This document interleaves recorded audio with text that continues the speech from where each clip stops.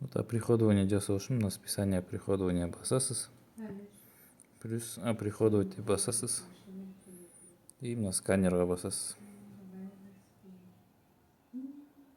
Осылай сизде барлығы товар не дайын деп шығып басында. Сіз оны создать деп басасыз. Мына жақта аты дұрыс шықса, осылай қалдырасаңыз, дұрыс емес болса, өзгертсеңіз болады. И мына жақта бағасын, мына жақта продажный бағасын жазамыз. Мысалға 500. Егер закупочный білетін болсаңыз, жазыңыз. Білмесеңіз, продажный жазып кетіңіз. Все, создать. И количество. 5 или қанша бар. Сосын келесін тура солай тағы да. Создать. Наименование.